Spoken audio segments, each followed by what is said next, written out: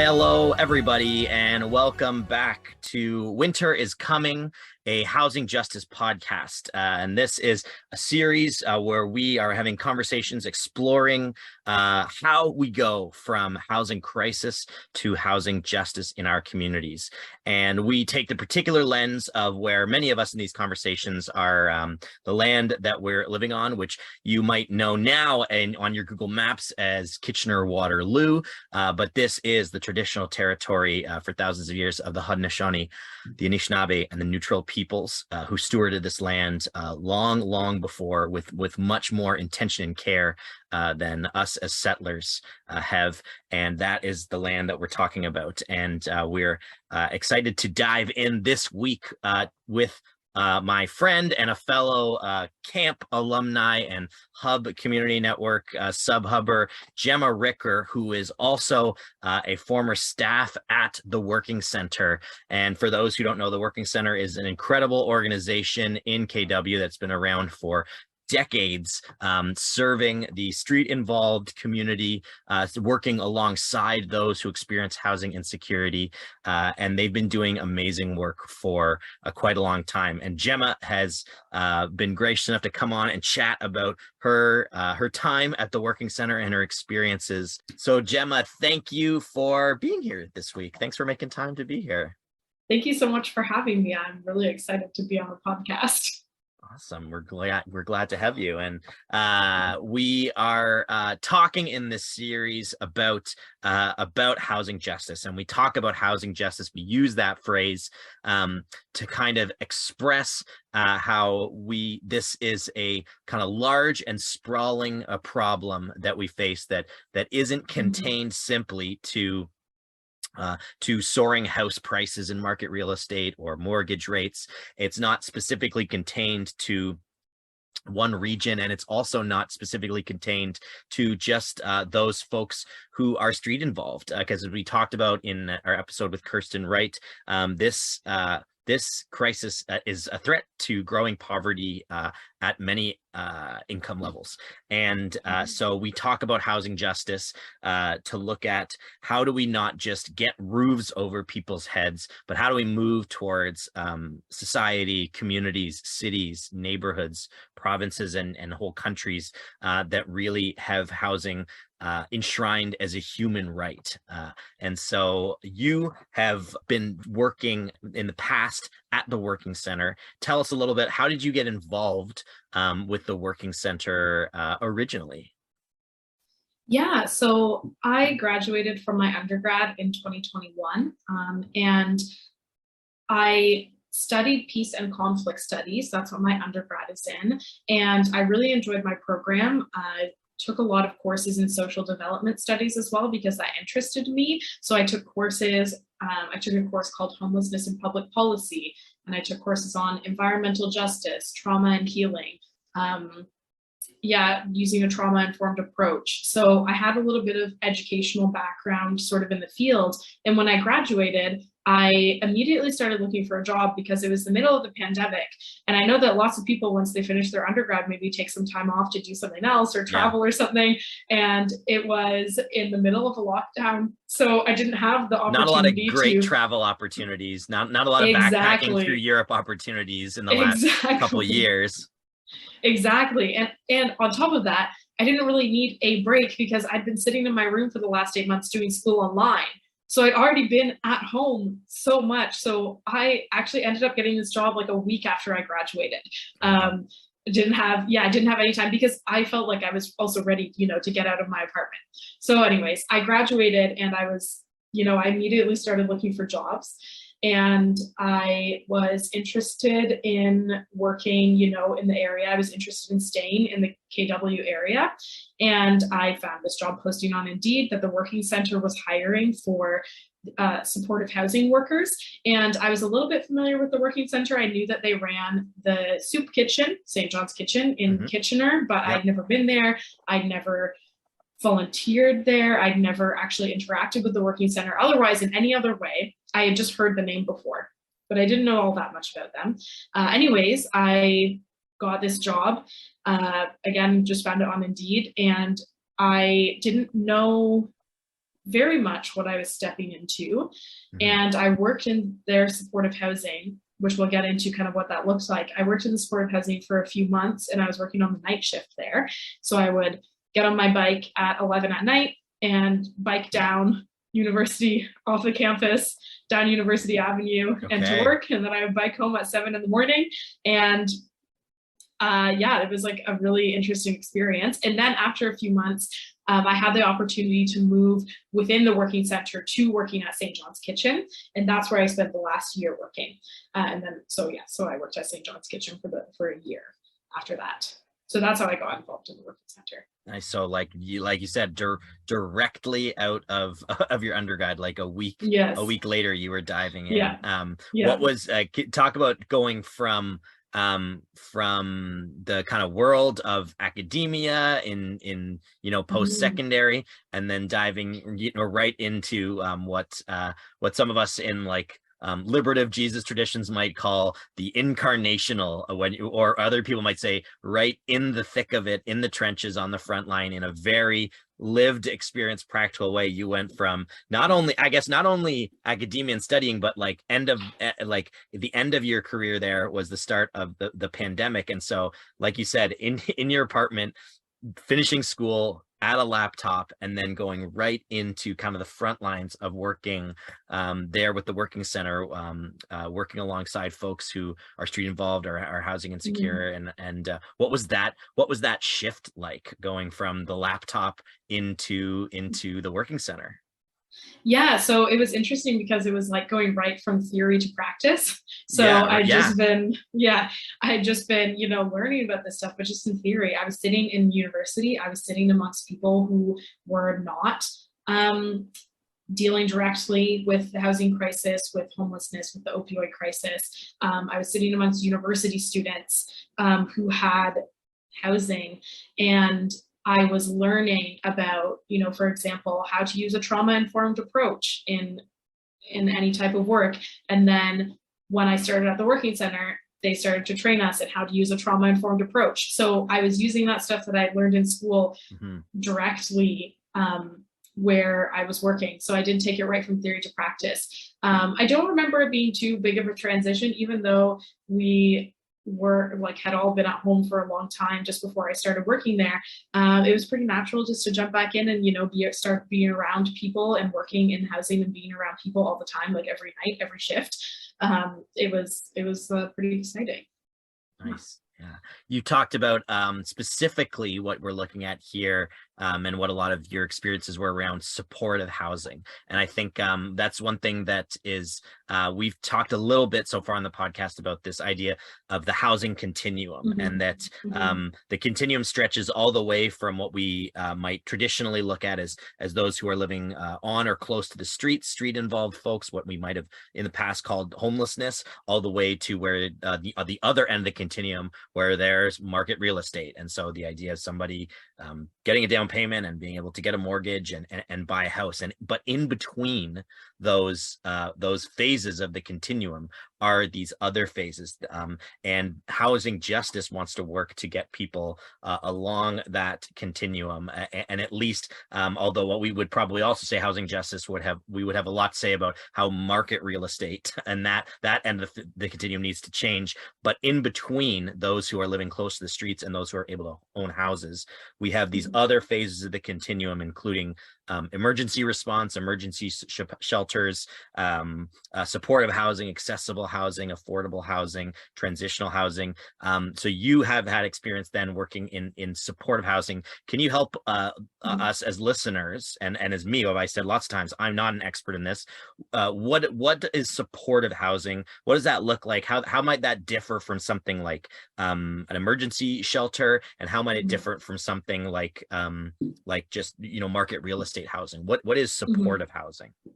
Great. Yeah, let's get into it. So supportive housing can, I think, look like different things. It's I think quite a broad umbrella term, so it can look like different things in different contexts. You've talked about on this podcast before, on your previous episodes, about how we need to have multiple different solutions. There's not one solution to the housing crisis. There needs to be multiple different solutions. And so This is one solution, and it's not the solution for everyone who's dealing with housing insecurity, but it is for some. So that's why it's really important, for us to consider all sorts of different solutions. So in this case, what supportive housing looks like. Maybe I'll talk first about why it looks different from a shelter, or how it looks different from an emergency shelter. Yeah. So an emergency shelter is somewhere that people will go at night. And if it is a true emergency shelter, say one that's like opened up in the winter, you have to be there by whatever time it is, 8 p.m., 9 p.m. at night. You get your bed if you get there in time. If you don't get a bed. You stay there for the night, and then in the morning you pack up all your belongings at 8 in the morning, whatever time you have to leave, and then you leave for the day. And then you get back in line at night, and you hope that you can get a bed that night too. And that is an emergency shelter. You don't leave any of your possessions there. There are often lots of rules around what you can and can't do in the shelter. Substance use, pets, couples, you've talked a little bit about before. So there are lots of barriers to people accessing emergency shelters. In this case, the idea so I'm going to call it UA, and that stands for University Ave, or University Avenue. So the building that the working center is using is on University Avenue. So that's why we're saying UA. Gotcha, right. Yeah. So UA was opened in October 2020. And the idea was to have a space for people to live, for an especially vulnerable population of people who couldn't or wouldn't otherwise access shelter.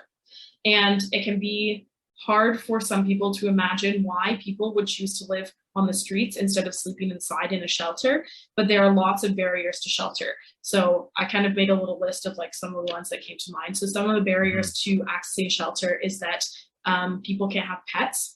So that's often, their life companion. You can't bring your pets into shelters often. Steph talked about that in her experiences as well. And I mean, for people listening, the idea of what would you do if your pet was not able to come with you, like that's a choice. I mean, people have to think about these things, and it's easy for us those of us who have shelter to just think about, maybe when I go away for a weekend, who's going to watch this? And so that's a really good point that people don't think about is what do you do when you have these members of your family, but they are not able to get shelter where you are getting shelter?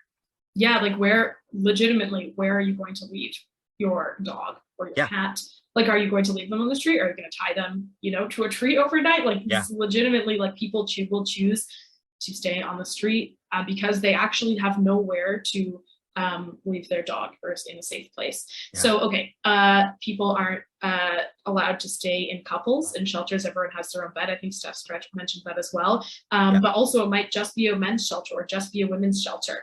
And if you're there with your family or with your partner, you can't stay together. And that's not always people's preference, for sure. Yeah. Lots of people just think that they're not safe. People's things get stolen there. And they just don't feel safe staying at shelters. There are also really rigid hours. So people have a lot less freedom to come and go as they please. And if you're someone who's living in housing, you have the freedom, and you may not think about it, but you have the freedom to come back to your house as late as you want and leave as late as you want in the day. And that autonomy is something that I've always taken for granted. I'm sure everyone does. The fact that you're allowed to, the fact that you can just leave your house anytime and come back anytime, and you don't have to worry that someone else is going to be in your bed and take your spot, is this amount of like personal autonomy that you have that you don't get if you stay in shelters. I just can't remember. I feel like it was a local politician or someone was saying, and they were like, well, people should just stay in shelters. That's the easy solution. But it's not an easy solution. Like, for that person saying that, like, you can't come and go as you please. You have to be there at a certain time. So it's really, really prohibitive. That's why another reason why people may not choose to stay in shelters. And then on top of that, most shelters have a no drug policy. And that's a really, really big barrier for people. If they can't use or bring their substances inside, they won't choose to stay inside. And then on top of that, people will get service restrictions from shelters. So if they find you using inside, they'll say, you're restricted for a day, or you're restricted for a week, or if you get in a fight, you're restricted for a week, and then you can't come back. If you're restricted from the emergency shelter because you were using, then you have nowhere to stay that night potentially. So these are all reasons why people would choose not to access shelters. So the vision, I think, behind UA was that there would be a place for people who couldn't access shelters or wouldn't access shelters to have a place to live. So this type of supportive housing, like I said, it's kind of an umbrella term, and there's lots of different types of supportive housing, but this type of supportive housing was specifically for this very vulnerable population. Most people who live in UA are using opioids, and almost everyone, not everyone. So it's a very specific population that they're serving. And supportive housing means that it's staffed 24/7. So I said before, I was working on the night shift. We had 3 different shifts. There's always staff on site. That's what supportive housing means in this case. And it means that also in this case, there are also other resources on site. So this building opened up, and people can access their beds there. And one of the differences from an emergency shelter is that people actually have a room there, like housing. Like, it's not like a shelter. You have your room, and you can come and go whenever you want, and you always have that room, and you don't have to wait in line and wonder if you're going to get a bed that night. Once you have your space, you have it. And you're allowed to have pets in the building as well. And there's couples that are living in the building that would get rooms just beside each other so that they can use those 2 rooms however they want. And so that really brings down some of the barriers. So it's staffed all the time. You have your own room that you always have. You can come and go as you want. And then there are also, everyone has a key to their own room. So you can leave all your possessions in there as well. You don't have to be moving them out every single day. You can leave your stuff there. And then there are also services that people can access on site. So some of the services are, they have a nurse there during the day, so people can access some at least sort of preliminary healthcare or get referred on to like the type of healthcare that they need. So they have a nurse on site. They have Sanguine, which is a harm reduction organization on site for a few hours each day. At least the last that I knew they were there. So Sanguine gets people safe supply. So that means needles, pipes, tinfoil, anything that people need to be able to use their drugs safely. Lutherwood, again, when I was working there, this was true. Lutherwood was coming in every week. Lutherwood is a housing organization. So they would come in to help people find more permanent housing. You have outreach workers from the working center on site, also trying to help people find more permanent housing. And there was also the job cafe happening, so people could get jobs just either helping out in the kitchen or helping to clean the bathrooms to make some money. So there was also work for people on site, and there was meals. So people were accessing all of their meals there as well. Mm-hmm. So in this case, that's what supportive housing meant. There's lots of other services to access on site. So it makes like a network of support for these folks, as well as being staffed 24/7. When you talk about the blessing of, and that this is my word, the blessing of being able to have your possessions, in particular, be able to stay in a place. I think that's really important for us to, again, things that we take for granted. Those of us who haven't been targeted by housing injustice in the same way, or have had the luck not to be targeted in the same way. To think about what it means to, not have to pack up your things every night, or as many shelters are, have to deny certain things being able to come in. That piece, and when you said that the idea of people being able to have their own keys to their place, when we really talk about it, the dignity piece of something that I would want for myself, that I would want for my friends and my neighbors, to have that the dignity of saying, this is your place. with your stuff. This is your key. And then on top, to know that there are those supportive services is obviously, I think that's really important for us to kind of recognize and to not take for granted, and that to know. And as we talked about in the episode with Steph, the people who are running these emergency shelters they're doing incredible work in the kind of limited way that an emergency shelter can operate. But we have so often in our political discourse and in our kind of perception of how do we tackle the housing crisis, we've settled for the emergency response being the solution. And of course, that's so it's not to say that these emergency shelters are not that the people working there and volunteering there aren't doing incredible work, but just recognizing that it's a very limited scope of folks who can access that effectively. And even the ones who access effectively, it's not a long-term solution. So to be able to look past emergency shelters, which is one phase of the continuum, and to look and to create visions and create programs for supportive housing is really, really important for those who have those barriers, and those who when we really start to get into, like you said, networks of support for people to actually start to rise through community out of those challenging situations. Yeah, to that point about you're not having to pack up your possessions. When I worked at the kitchen for the past year, we had people accessing. So when you work in support, like in shelter, when you work in supportive housing, the nice thing is everyone who you're working with has shelter, like is housed, because you're working in supportive housing. So that's great. But when I was working at the kitchen, we were, of course, lots of people who are unhoused were accessing services at the kitchen. So at the end of the day, everyone starts packing up their things, and some people have, spread out during the day and stuff like that, been able to put their stuff down or decided to reorganize their things. I have seen the wildest contraptions of people. They'll have like 2 backpacks on their back, and they'll have this trailer attached to their bike, and they load all their things. It's very precarious, and they bike away, and you're really carrying all of your life's possessions around with you, and it's really exhausting. And then I also remember during the winter, the working center had a winter emergency shelter at St. Andrew's Church in Kitchener. Yes. Yeah. And it's not too far from the kitchen, which was really, really great that people could go in between the shelter and the kitchen and always have the opportunity to be somewhere warm. So we had a similar population of people who would stay at the shelter in the night, and then in the morning when the shelter closed, the kitchen would open sort of at the same time. People would come to the kitchen, stay there during the day. When we closed, an hour later, the shelter opened. So it's sort of this continuous care, but people still had to move, and they didn't have a permanent place to stay. And I just remember at the end of the day asking one lady, reminding her that we were closing, and asking her if she can start getting her stuff packed up, and that we were closing soon.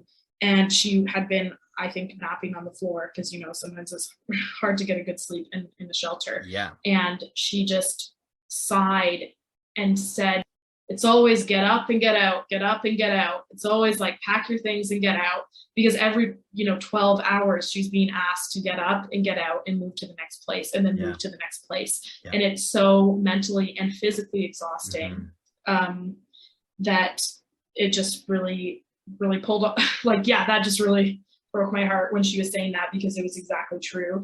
And it just speaks to the importance of supportive housing, where you're able to stay there 24/7 and come and go when you want.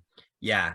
Again, I mean, it's hard for us to wrap our heads around the toll that takes on emotionally and on people's bodies to be constantly on the move like that. And you also talked about in UA and in supportive housing, the ability to have safety and support systems around those who are using substances. Can you talk a little bit about, for those who might be new to this, and again, because there's lots of folks who might be listening and they say, I'm not an expert, I just know that I want to see people be able to be supported and be housed, but they might wonder, why is it important to be able to care for and provide space for people who are using substances. Can you explain a little bit about why it's actually important to provide those things rather than having a policy of saying, if you come here, you're not allowed to use any substances? Why is it important that we actually support people who are in the midst of lives where they're substance users? Yeah, great question. So it's no secret that Canada is in the midst of an opioid crisis right now, to say the least. It's just so very serious. And between January and March this year, so earlier this year in 2022, 21 people were dying a day of an overdose death. So we can see that the drugs that we're seeing now, particularly fentanyl, is so potent and so addictive, so harmful, that it just has a grip on people's lives like we haven't necessarily seen drug use have that type of grip on people's lives before. So I was listening to a speaker the other day, and they actually had a really good explanation. It was someone who used to have an opioid addiction himself. And this was, I think, a really good and explanation that resonated with me about how strong of a grip it can have on people. So he was talking about, he lived in downtown Vancouver, and he was going through withdrawal in a park. And he just explained it like, it's going through withdrawal is like the worst pain of your life. Like your head hurts, your mouth is dry, your whole body aches, everything hurts, you're feeling anxious, like you can't even believe, so much anxiety, literally everything is in pain.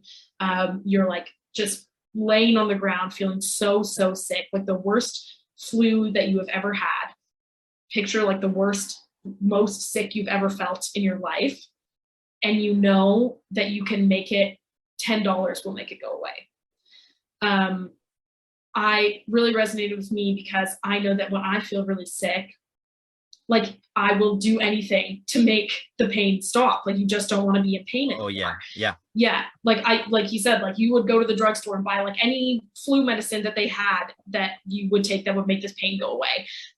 So yeah, just imagine that. And if you just go down the street and spend $10 on like a dose that you need, it will all go away. So this type of addiction really has a strong grip on people's lives.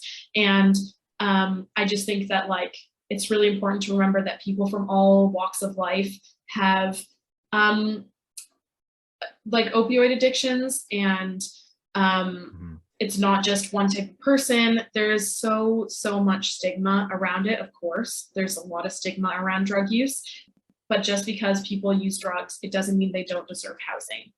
That's right.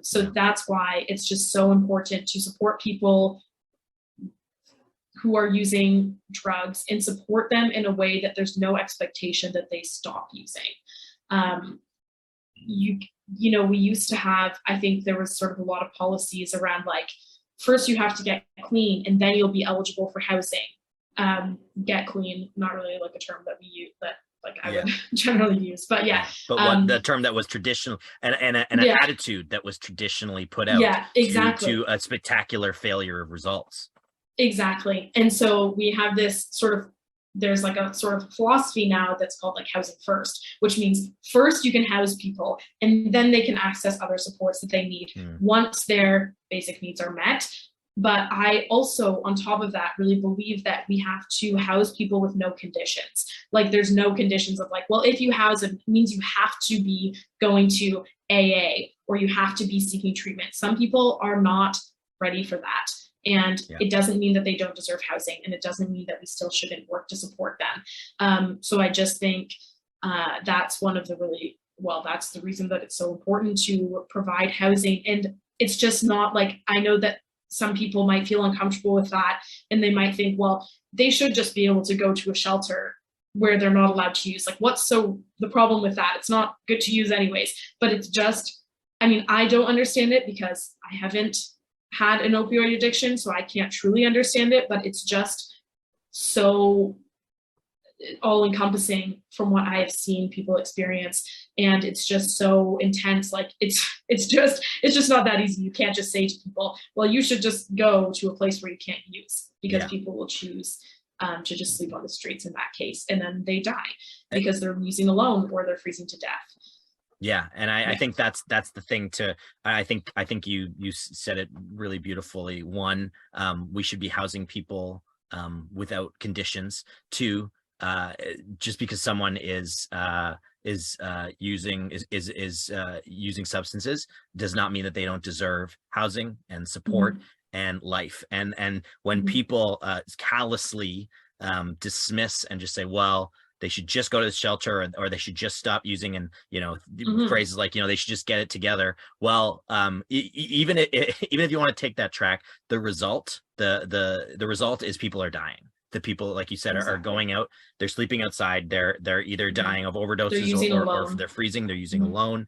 And so I think it's when we look at you and I have both worked at summer camp, and we when the kids go at the beginning of the week for summer camp, we usually do a swim test. So that way the lifeguards can assess what's the swimming ability of this, the 50 kids here. And we don't just say, well, either you can't come to camp if you can't swim at all. We put in structures and support pieces to make sure that everyone is there and it's safe. And to take the metaphor a little further, if we have kids and we think, well, they should just learn to swim, you don't just drop them in the deep end and say, well, figure it out, because they're going to drown. And what the idea of sending people and saying, well, you have to do on your own, the incredibly hard work that folks who have, people who have who are in the top 1% of wealth, who struggle with addiction, relapse multiple times, require rehabilitation facilities, require programming and healthcare, and that still is not a clean and easy road. So the idea that there's still an attitude out there that folks who are struggling, like we said, to even find a shelter, to even find food, to find community, that they're somehow magically going to be able to overcome. We don't want to see anyone who's struggling with addiction and with the way it takes and the way it harms. But the backwards notion that I hope that we're getting beyond, and that great places like the Working Center are finding ways to innovate and to treat people with dignity. It's really important that we stop the backwards approach of saying, well, you just have to either get clean or you're out on the street, because the result is our neighbor. These are people, these are our neighbors, and they're dying when we take this approach. And so I just think that's a really important thing for us as neighbors, as citizens, as activists, as people who are passionate about this, to understand. I think you put it beautifully. Everybody deserves housing. Everybody deserves care. We should be housing people unconditionally. Yeah, totally. Like you said, even if people have every resource in the world, they still have an extremely difficult time, like, working through their addiction. And even if they have every resource and all the money in the world, so maybe they'll still never work through their addiction. So expecting that from people who don't even have their basic needs met is obviously ridiculous. But yeah, just to think about, then we can think about why people who are using opioids are affected so strongly from the housing crisis, right? Like people who have had housing, who then fall into this addiction, are not able to pay their rent and ending up on the street. And then there's nowhere for them to go. There's no shelters for them to go. There's no, they can't access, there's not enough supportive housing, or they're not allowed to use if they're in some of these spaces. So this is why it's like really affecting these people, and why it's like a specifically vulnerable population of people who don't have housing, I think. And yeah, just to speak a little bit, if I can, about safe supply. So I was recently, and I would recommend this book to everyone, I was recently reading the book Overdose by Benjamin Perrin. He is a Canadian researcher, so it speaks specifically to the Canadian opioid crisis. And he talks in his book about how so far from all of the research that we've done, we can see that rehab doesn't work for people to get off opioids. So rehab being like this traditional model of like, maybe it's a live-in model where you go away for 3 months or 6 months, and it's an abstinence model. And so you don't use and you stop using, and then it's totally abstinent, and then you don't use ever again for the next 3 months, 6 months. And the reality that we've seen actually over and over again, as hard as it is for us to like wish that it did work that way, people relapse. And opioids, people lose their tolerance to opioids really, really quickly. So even if you don't use for a few days or a few weeks, and then you use the same amount that you would use again, that can be very harmful, and you'll end up overdosing. So people lose their tolerance really quickly. So in fact, when people go to rehab and engage in these abstinence only models, they end up relapsing when they come out, and it's actually more harmful. There's more overdoses and deaths. Wow. And it's just really not an effective model. And that was really like hard to read and learn about, because you want that to work, you want it to work, and you want it to be an effective model. But again, so far, just in all the research we've done, it just really, really hasn't been. People are dying, at rehab if they're able to, get their hands on opioids and then use, and then they're just overdosing in the rooms, or they're dying like after they come out, whatever it is. So and again, there's not just going to be one solution, of course, like the housing crisis, there's never going to be one solution, but there is a something that's come to Kitchener, and models are being, across Canada rolling out, called Safe Supply, where people can, there's a few different things.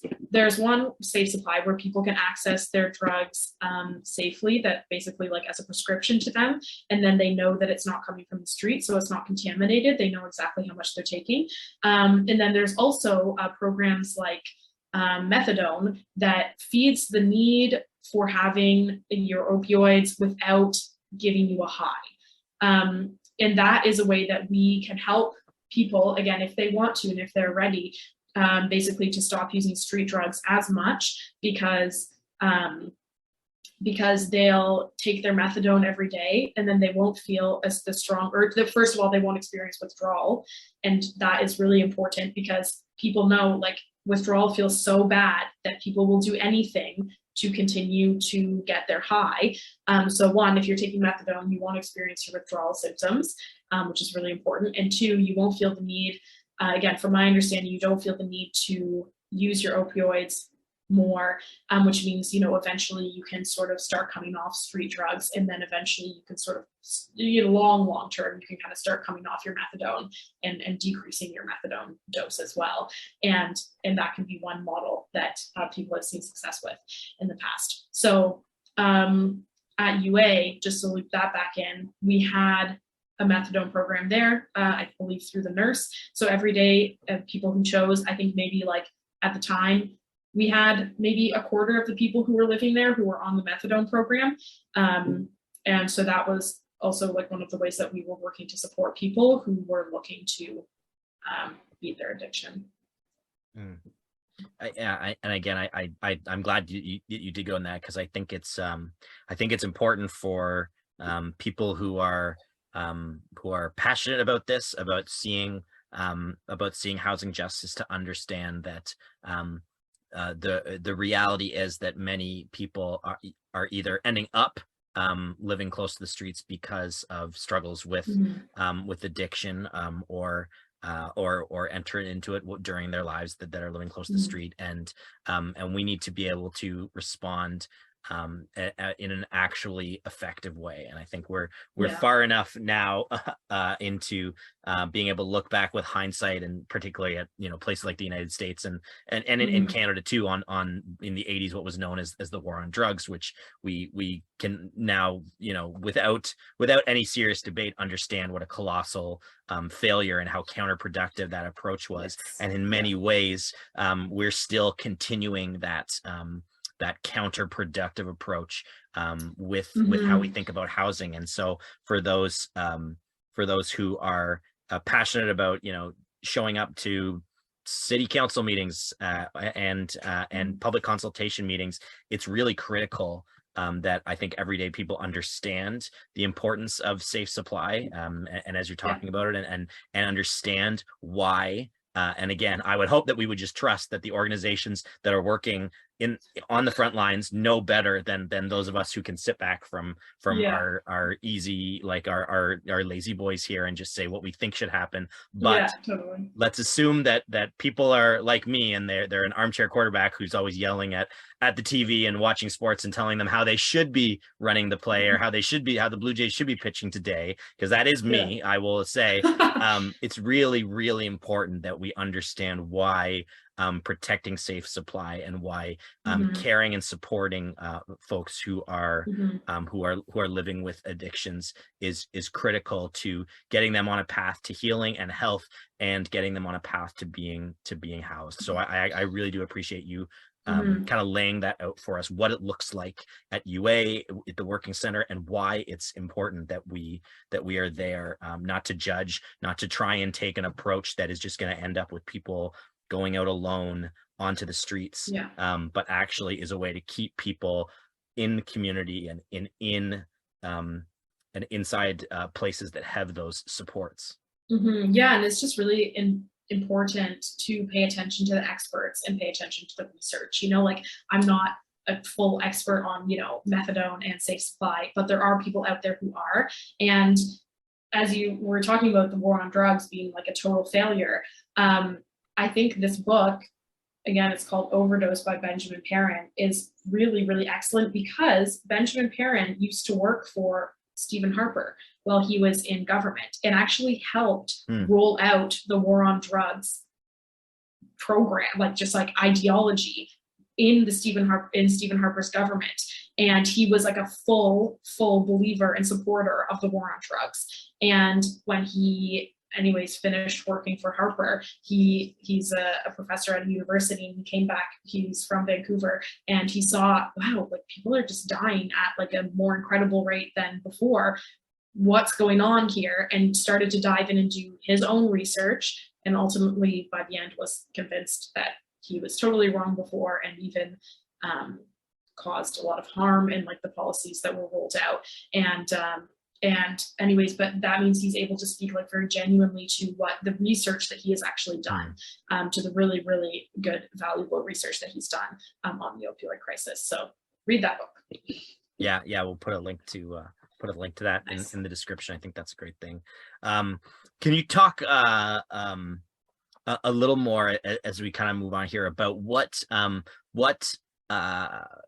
life was like in UA? And so I know particularly just from friends and other folks, Keegan, who was part of the hub team for many years, worked at the Working Center, and as did many other camp folks. And I know that the Working Center just has a really beautiful approach of understanding their reciprocal relationships with those whom they work alongside, and not this hierarchical model of here's the staff, or here's the saviors, and here's the folks that are clients or something like that, but really understanding reciprocal relationships. Can you talk a little bit about what life is like at UA while you were there, what that experience was like, and maybe some key things that you took away from that experience working in supportive housing there? So that's great. I think that the question really is like, what does it look like when you take 70 people who were living on the streets, like sleeping rough, living on the streets, many of whom are people who use drugs, and put them into one 4-story building with 70 rooms. And it's a university dorm building, by the way. Like, that's how it's set up. Like, right, I believe, Laurier used to rent it as like a dorm building for their students. But because it was COVID, students were online, and the building went up for rent, and Laurier wasn't renting it because the students were working from home online. And they rented it. So that's what it's set up like. If you kind of want a bit of a visual in your head, there's 4 floors. That's good. That's helpful. 4 floors, and everyone has their own room, and then there's like dorm style bathrooms. So that's how it's set up. And I think, so I wasn't there right at the beginning. I started working there in April 2021, and they opened in October 2020. It sort of went like there was a honeymoon period where everyone was like, whoa, this is amazing. We have a place to sleep and we have keys to our room and we can come and go when we want. And then it got hard because living in close proximity is hard and living in community is hard. Yes. And then after a few months, sort of when I started onboarding, I remember being told we're building a bit of a backbone in the community, a bit of like some, central pillars that are sort of holding the community together. And we're kind of pulling ourselves together and figuring out what this is going to look like and what it looks like for people to live together. And and now sort of when I was working at St. John's Kitchen, I was talking to someone who was still working at UA and asking her how things were going.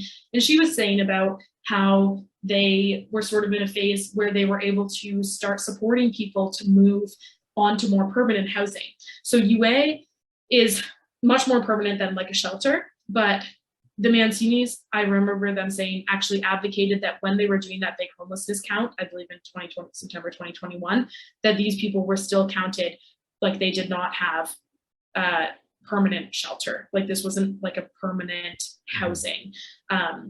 So these people are still considered because it's a transitional housing. So the goal is still to help these folks who are living in UA go on to even more permanent housing. So now they're in a role where they've actually sort of stabilized enough that they've actually been able to help people move into more permanent housing. So those are some sort of the phases I think that they saw. And I think that it was wild and crazy working there. And it was also fun and beautiful. And it's just like being in any other community. Lots of people don't get along. It's a 70 person, about 70 people that are living there. Not everyone gets along, and some people get along really well.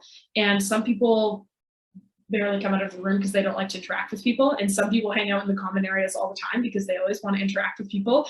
And in that way, it was just like any other community that you would see. Yeah, exactly. And I think that what I learned there actually was, or at least what was sort of reiterated in my mind, is the importance of having a community.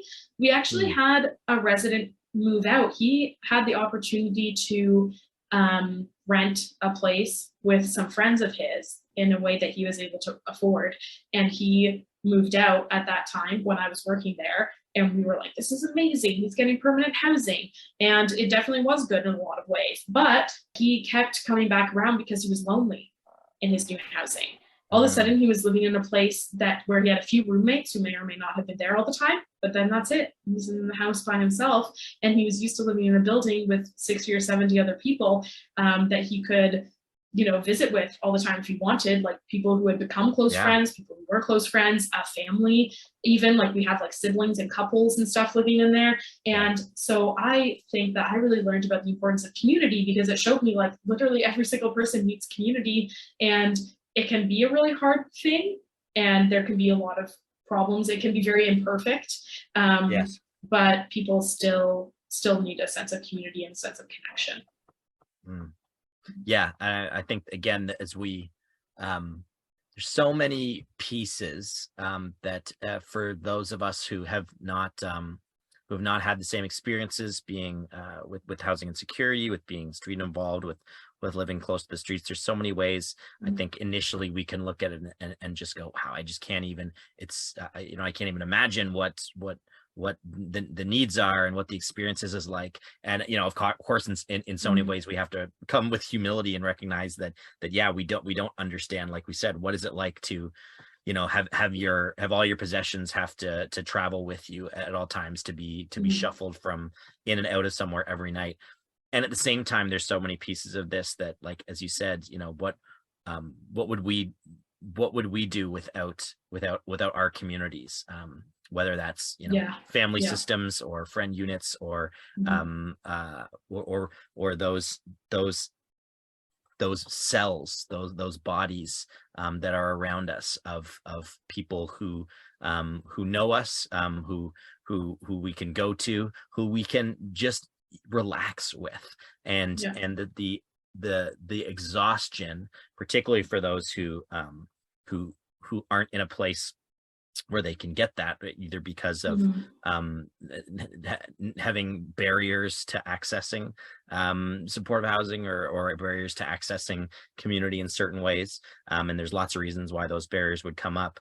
Yeah, the exhaustion of not only having to figure out every day how you're going to get through that day, but to do it to feel like you're doing it alone. I think it's really important that that's something that we can all identify with, of the need for community in our lives, and the legs that it gives us to be able to move forward.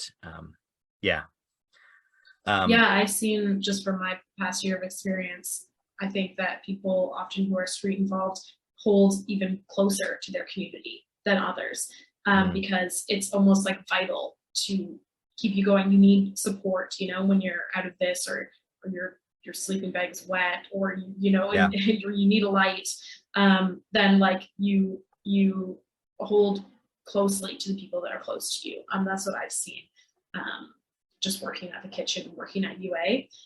But yeah, it's totally imperfect. Like it's a challenging thing, and it is challenging having all these different people living in the building together.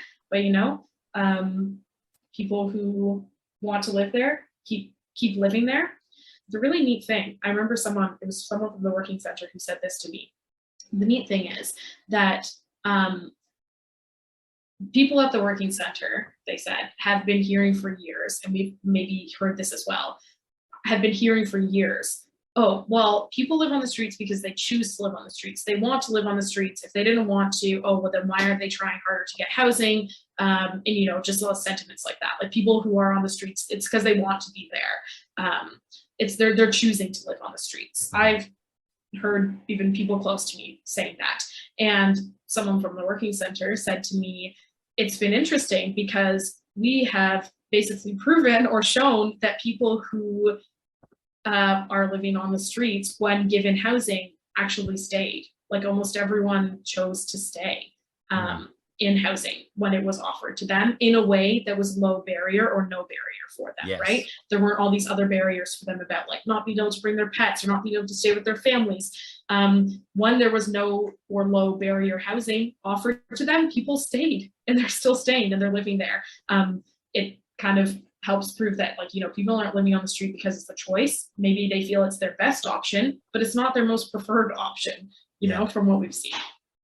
Yeah, and one thing that I know from conversations with other folks that I actually that speaks so much to what you just said is that it actually is hard.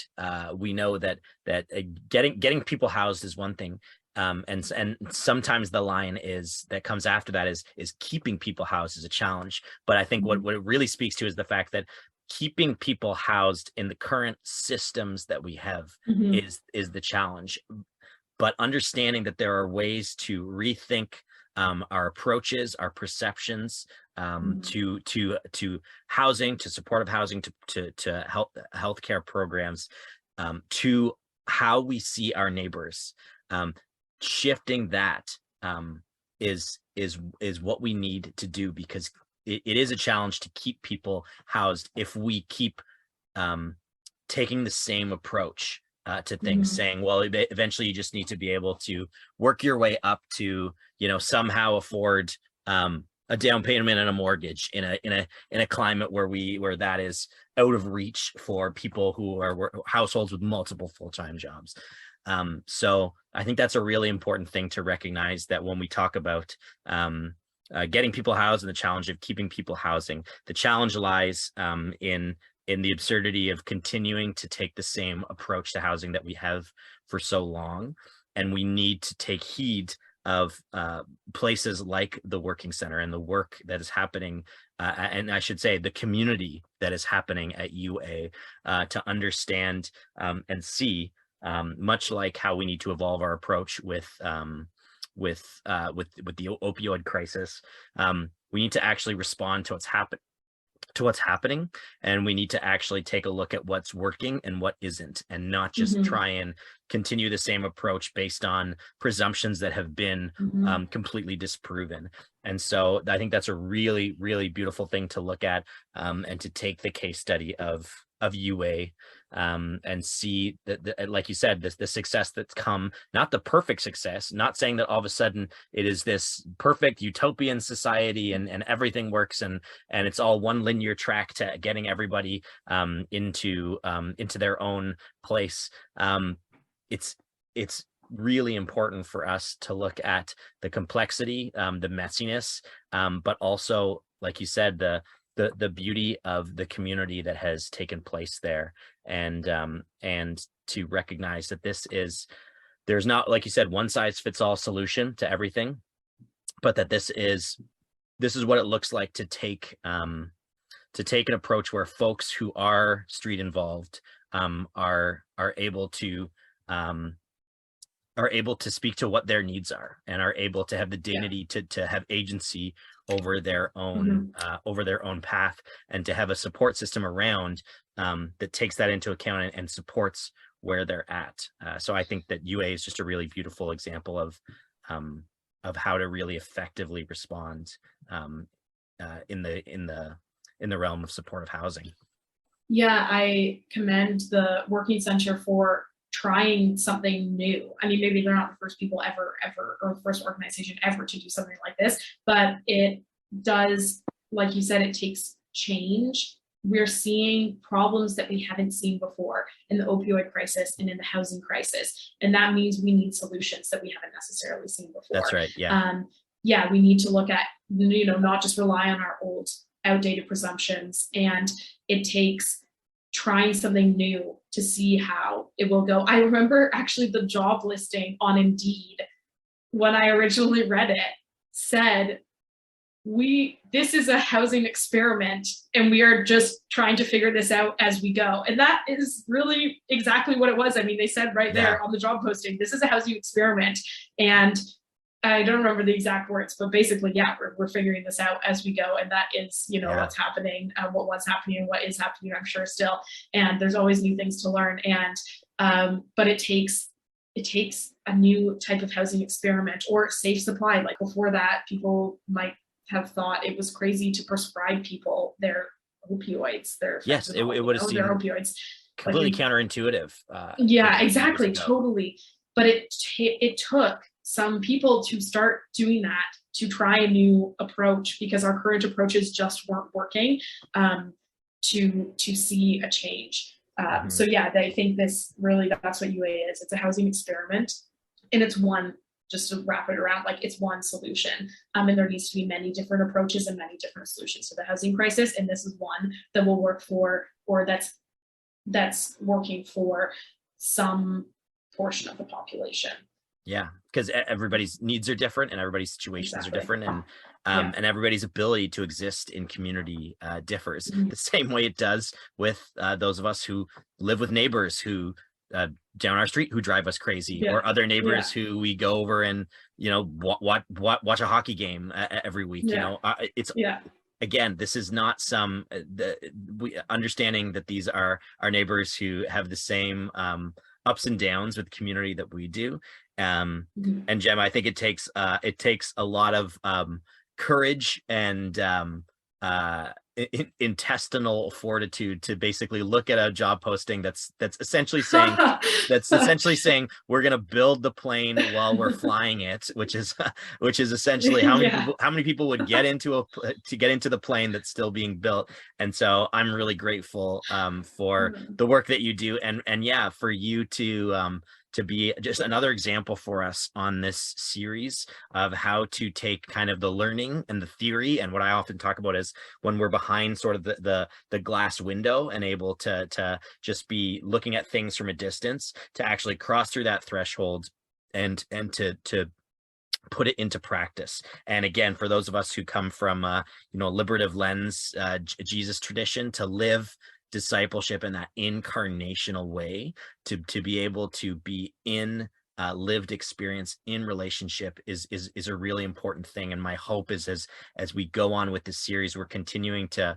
highlight people like you who have taken the theory, the academic, the learning piece, where so many of us get to with something we're passionate about, especially with justice issues, and then we stop.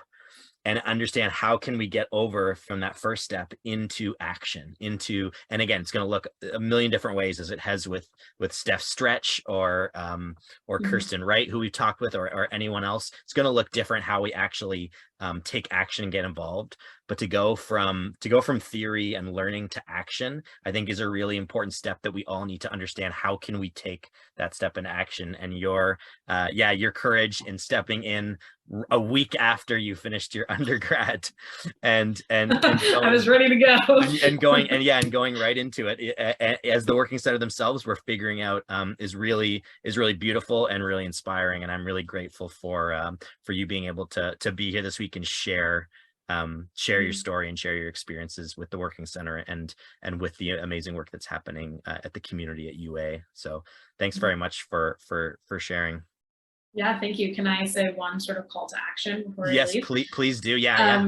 So if you're listening to this podcast, please write your elected officials, call your elected officials, especially municipally, but I think in any level of government. I've realized that people who are against consumption treatment services, or CTS for short, people who are against CTS and safe supply and harm reduction are doing those things, and they are being loud, and they are writing their elected officials. It's been happening in Cambridge, especially. They've been trying to get their CTS off the ground, and they haven't been able to, and there has been a lot of pushback from the community. So, they're being loud, but we need to be louder. People who are against this are speaking up about it, and we need to speak up about it as well. They are loud, and they are reaching out to their representatives, and they are writing letters, and they are making phone calls saying, don't bring safe supply to our community, don't bring harm reduction to our community. We've seen it happen in Cambridge. I was actually doing a bit of research for something, and I was coming across the meeting where they were discussing which location they might put the CTS in on the Cambridge City Council. And the people who wrote in that day for, you can submit your letters to the council, were majority people saying, we don't want either location, we don't want this in our community, we don't want this at all. So they are loud, and we need to be louder. I just feel really passionate about that. Just please call and write and meet whenever you can. Meet with your elected officials and tell them that this is something you want and this is something you care about, because people on the other side are doing the same, and they're making their voices heard. We need to make our voices heard too. So that's my call to action. Awesome. Yeah. And again, a great reminder, even as we talked about this past week, election season now, federally, provincially, and municipally, has come and gone.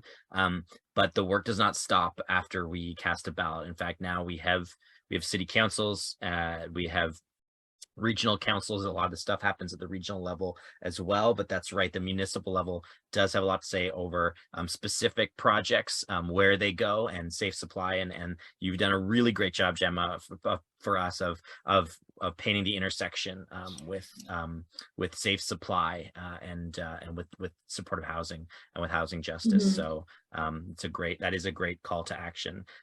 That's our hope and our challenge and our prayer to people, that we would move from just podcasts can just be the idea of consuming information. We hope that this series is a way to help people get active and be informed, so that they can be equipped to act. And so I'm really grateful for your work, Gemma, and for you coming on this week. And I hope to have you back and chat more about the intersections that you've seen, especially with your background in the trauma-informed approach in peace and conflict studies and in housing justice. So thanks for being here this week, and thanks for all you're doing to help move housing justice forward and help move the needle from housing crisis to housing justice in our communities. Thanks for being here, Gemma.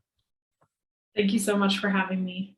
Yeah, awesome. Well, we will be back next time with more from Winter is Coming.